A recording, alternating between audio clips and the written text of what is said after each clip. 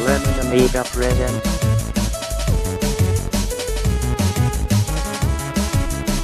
A Playguide video review.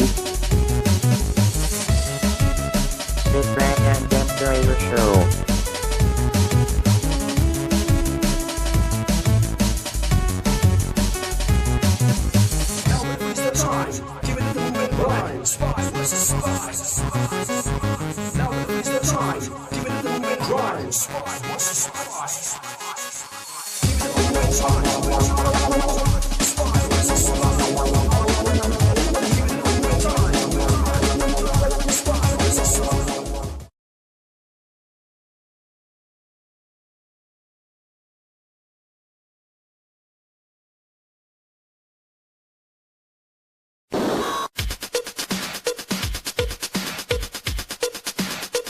Check this out.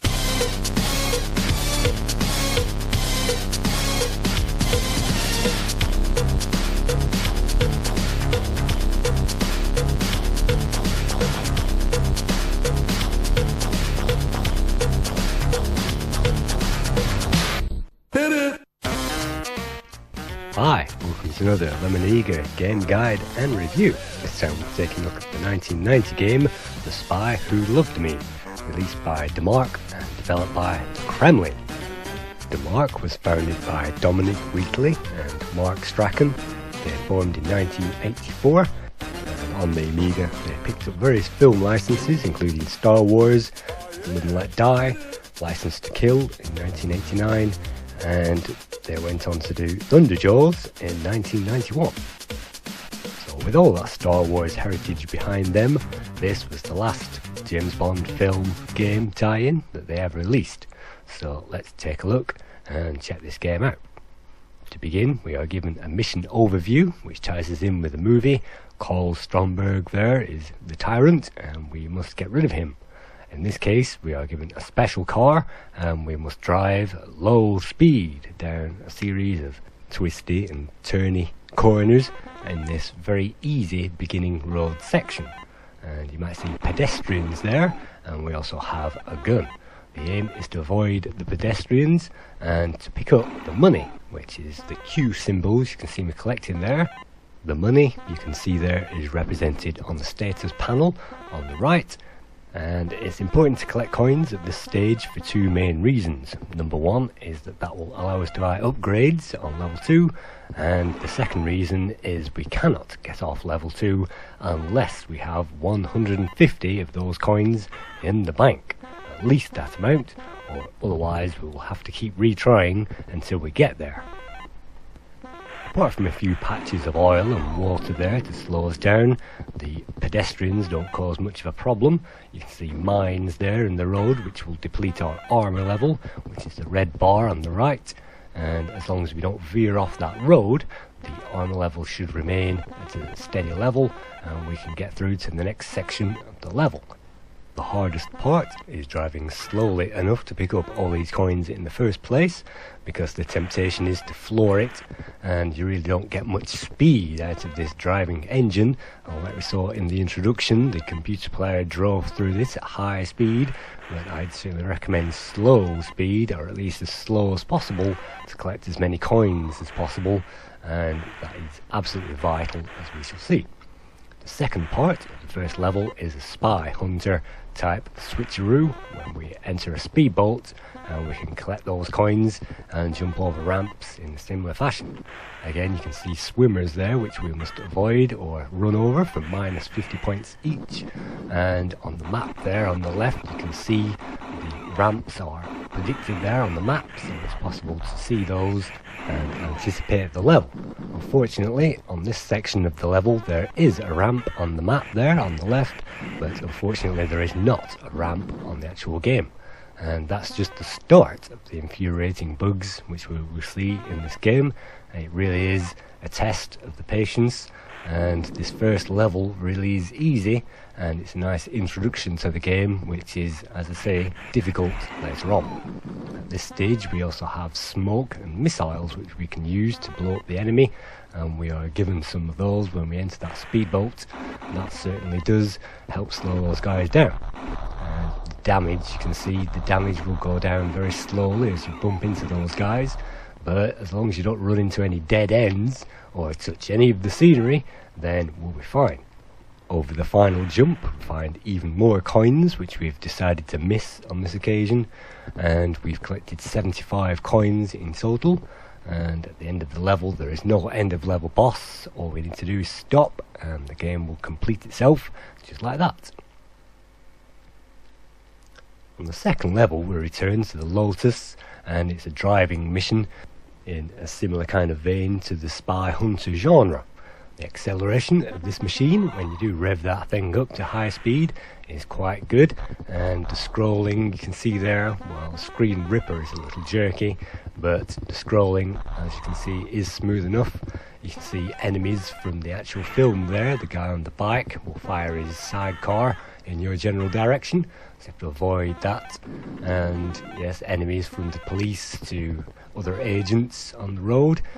And just like Spy Hunter, we get to enter a truck there to rearm ourselves. You can see the armor on minimum, but unfortunately we cannot make it because the oil makes sure that we skid before we even get there. The armor is probably the most vital thing in the game, and I'm also buying myself some paint and some smoke as well, which we can throw onto the windshield of those cars, and that should blow those guys away. Again, you can see me heading off there towards those coins, and I'm missing a few there on the left, but again, the coins are vital. We only have 60 at the moment, and the paint and the smoke make sure that we can dispose of those enemies behind, and we can maintain that armor level. The gun isn't particularly very good, and you cannot buy an upgrade for the gun, but soldier on during that level. Sometimes the traffic is heavier in some sections, sometimes it isn't. You saw there I rammed a car off the road, and pedestrians on the middle of the motorway. I mean, why is a group of pedestrians jaywalking on the motorway? You can see a vehicle there, it looks like a moonshine car, bashing through the rest, trying to deliver its wares, and you can see the rest of the cars there, pretty generic vans trying to destroy my energy. But just as we begin to lose hope, here's another truck, and with some careful alignment, just like Knight Rider, we can pile in there and get ourselves a top up. In this case, I'm just buying myself some paint, which is probably the best thing over the smoke, and both will help destroy the enemies, but as long as we have one or the other, then that should help us get rid of those guys behind. Helicopter there from the movie will make its appearance later on. It fires down upon us, and well, we can destroy that thing with the bullets and the paint and the smoke if we can accumulate so many hits on target. The aim of this level is to follow the jetty signs that you can see on the left there, and that will lead to a pier, and you can dive off that at high speed just like the movie. Unfortunately for us, we cannot change into a sub automatically, because in this game we have to buy that as an upgrade. That costs 150 coins, and at the moment we are struggling on 55 because we've had to buy ourselves extra energy, extra paint, extra smoke, which is vital if you want to complete these levels.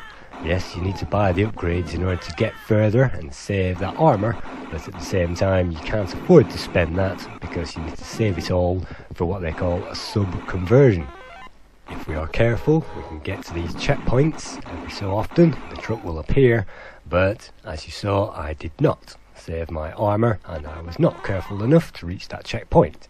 If you are, then you should be able to go around and buy extra armor as long as those coins maintain themselves. And we're back up to 81 there. Unfortunately, we do not get enough coins to buy ourselves the armor and the sub conversion. We need to sacrifice one or the other, and in this game, well, careful driving at slow speeds down the Sardinian roads from the movie isn't really my idea of a great film conversion. Certainly aligning these things isn't great because that oil, yet again, every time we move around this level, this endlessly repeating looping level, we will fall over that oil. Let's buy ourselves some more upgrades. This time we cannot afford much. Let's just go for the paint and save that armor for later.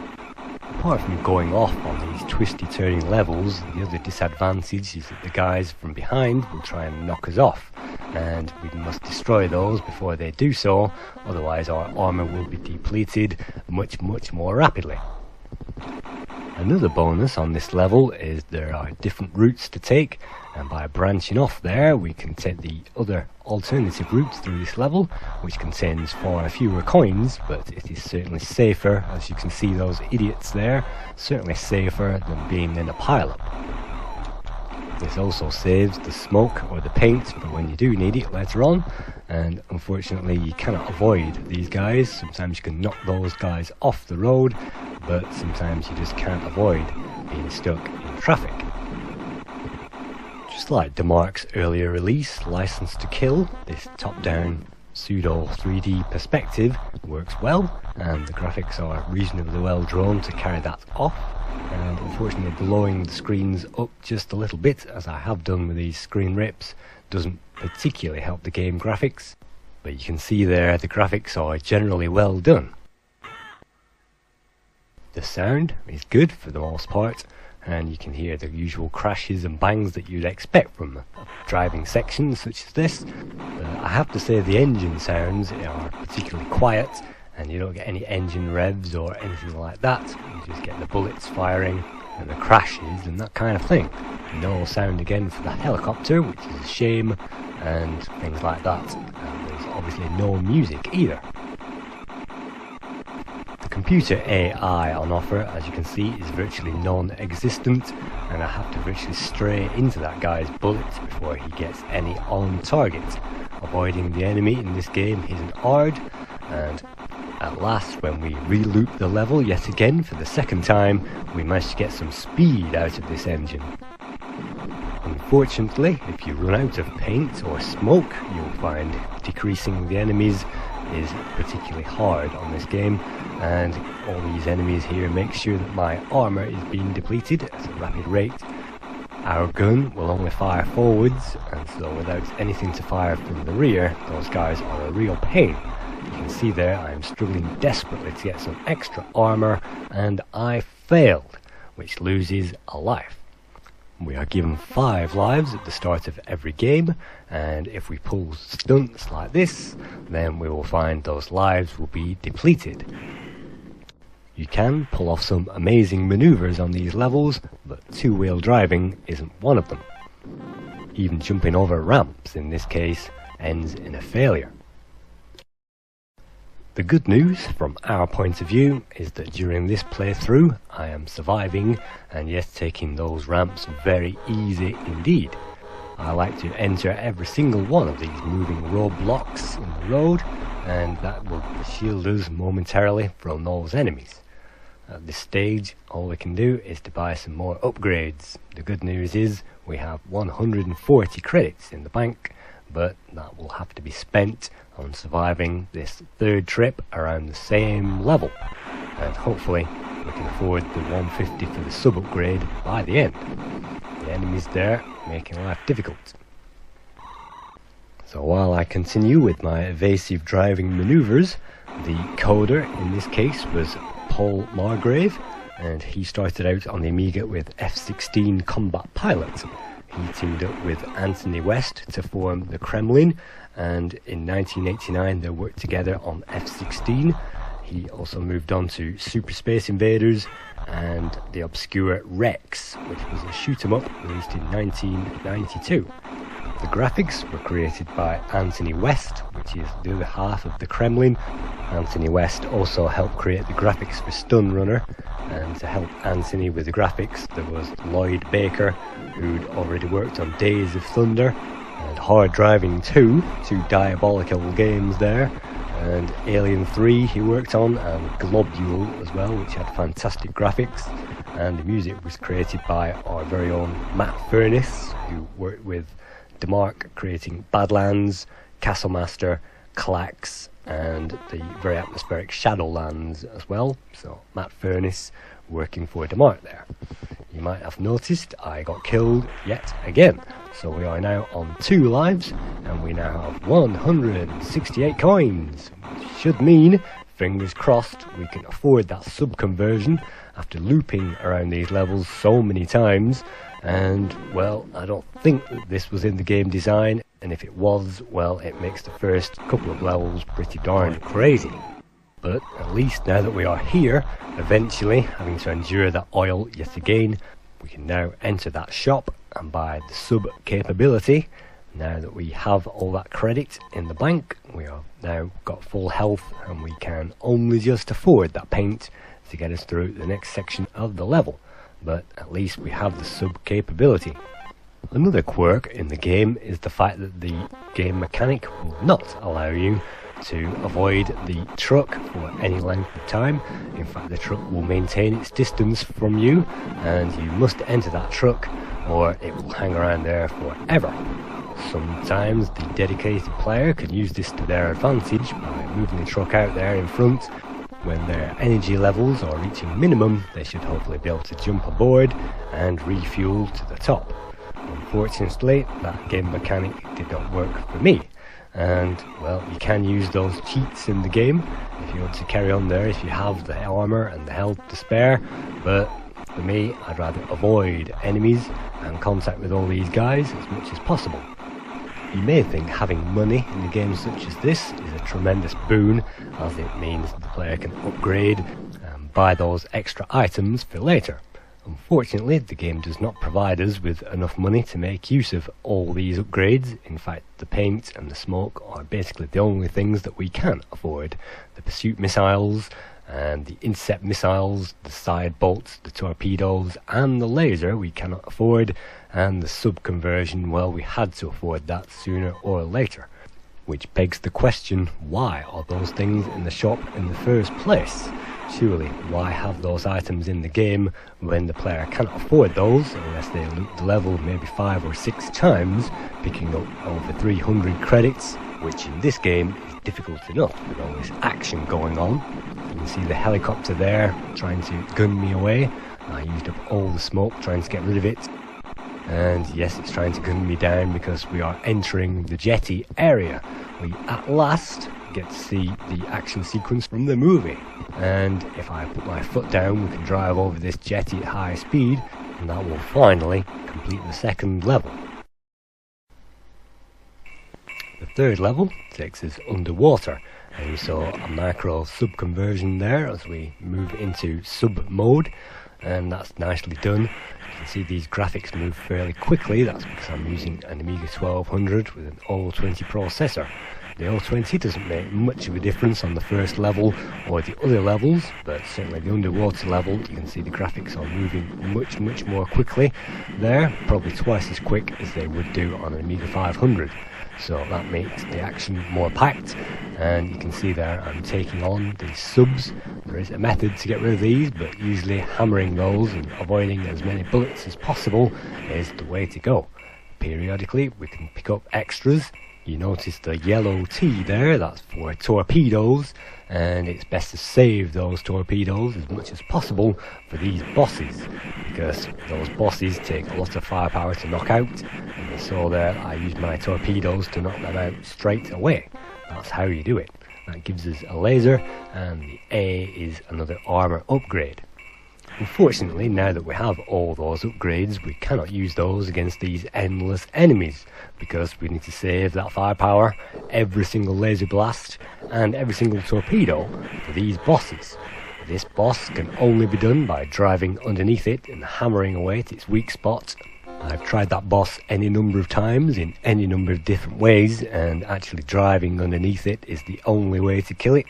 And we have full armour now, so let's not waste that armour because we are rapidly approaching the final end of level boss, and we have as many lasers and as many torpedoes as we can carry. The final boss, you can see there, fires an array of missiles in our general direction, and if we don't move that vehicle we will get hit. We need to maintain a slow manoeuvre so those missiles can be on target, and yet at the same time evade those bullets as much as possible. Those lasers will inflict the most damage, and those small orange balls will deplete the armour slowly. So without doubt the best thing to do first of all is to get rid of those ball-spitting enemies, the ones under the domes in the middle, and hopefully that should mean you can get on with the lasers and they should be easier. And it also goes without saying, the most torpedoes and the most amount of laser power to get rid of that is crucial. It's not only essential, it's paramount. That means you can't fire at those early enemies, and it means you have to save all that firepower for this boss. Now that we have got rid of those domes, and it does take a long time to get through those, they've still managed to wipe me out. So you can see this is a save state zone here. I'm basically using the same save state to try and get through this, because this boss is just incredibly hard. You can imagine how long it took me to get through this, because I'm going to use an amount of save states here to get through it, and we're only going to see a fraction of those in this play guide, because I basically want to highlight the pros and the cons of this boss. And once you get rid of those domes, it's easier enough to pick off the lasers, and that's basically what you have to do. Let's try that again. Get rid of the domes with the laser as fast as possible, wade in there, take the hits, and if you can use all that laser power to get rid of the bulk of the enemy, then that final laser should at least be possible to defeat by navigating around its array of firepower. So that's how you do the boss. Unfortunately, having said that, it's easier said than done, and it's still a pain. This boss is still an absolute chore to get through, even if you know how to do it by risking a life piling into that thing in the first place. These enemies aren't supposed to be so frustrating that they become a tedium, and yet this boss is, and I've never got through it because I've always had to use save states. Surely a boss should be so easy that it doesn't need a save state, otherwise it means the game is unplayable, and I think certain aspects of this game are unplayable because of that reason. But you can see me there, even when I know how to get rid of the boss, it's still not easy to do so, and I can only get through this boss maybe 1 time in 10. There's no safe place to hide either. So let's try that again. This time we will pile straight in there, destroy the first dome straight away, the second dome, and it really helps if you have a fast micro switch joystick and perhaps even auto fire as well.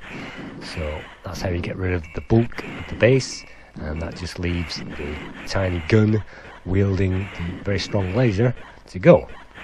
I wouldn't say the levels in The Spy Who Loved Me are boring, in fact they are quite frantic.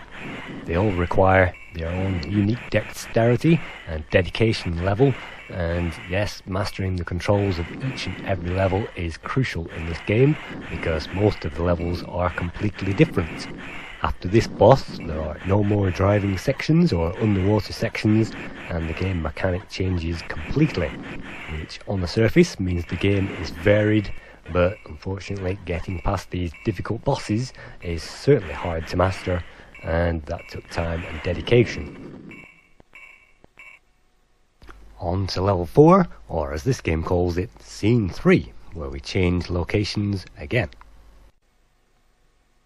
Level 4 is a mouse level, where you must use the mouse to shoot objects on the screen.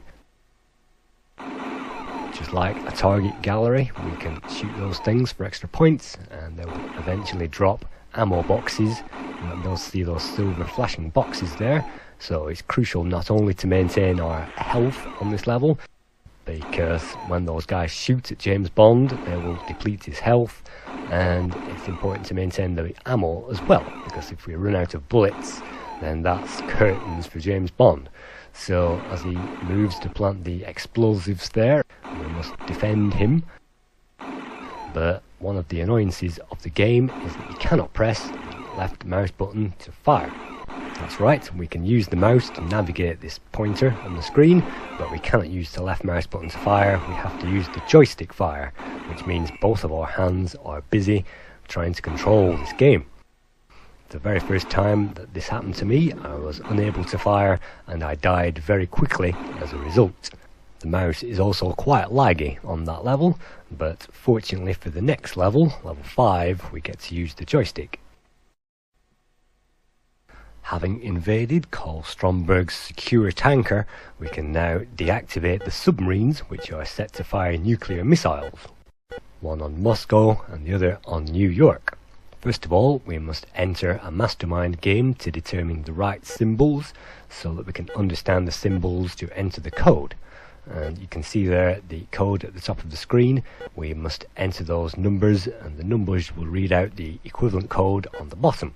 You can see the 3 numbers in the middle are correct, but they should be on the outside, and the numbers on the outside are now correct, but the numbers in the middle are wrong. So it only takes a few goes at this before the computer eventually gives up on us and quits out. So we have to get this mastermind game perfect, and we must do that quickly. Otherwise, it's game over. There is no way back, and we have to start the entire game again.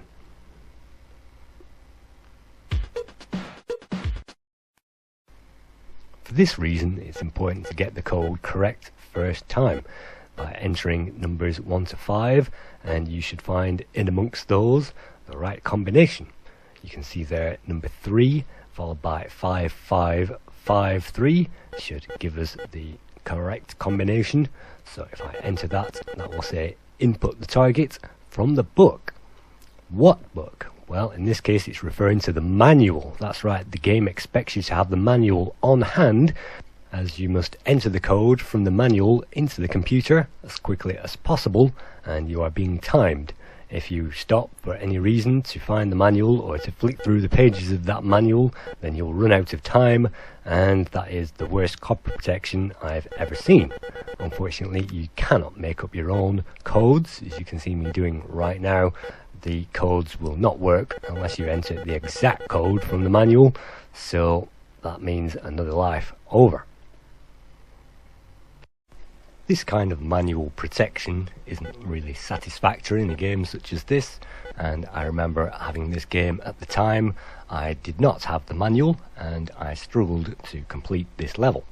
In fact, this level takes absolutely no challenge whatsoever.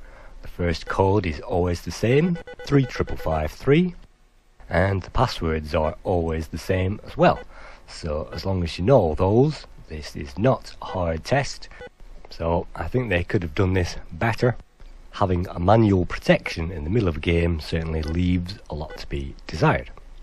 But if by some miracle the player happens to have the manual handy at the right page at the right time, within those few seconds they can enter the code, and that will reprogram the computer so that the missiles land nowhere near Moscow and New York.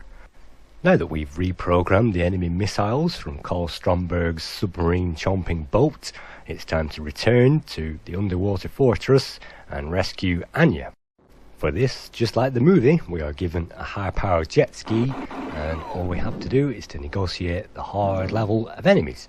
As you can see, I am not firing any missiles at the moment, and picking up that super weapon there will give me side shot upgrade.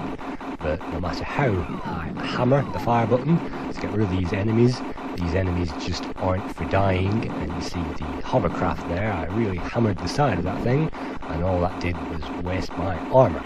So sometimes, yet again, on these sections, just like the underwater sections, it's worth knowing when to fire and when not to bother.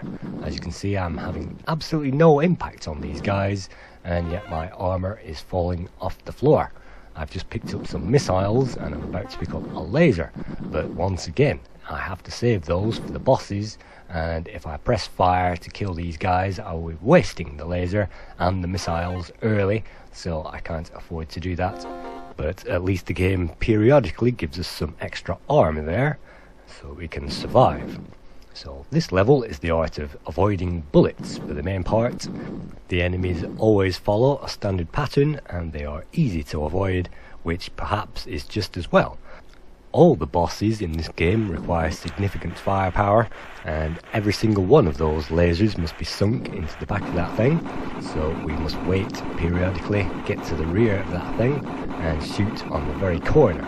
The player has to make sure that every single one of their lasers makes contact, and aiming on a diagonal makes sure most of these missiles hit their mark.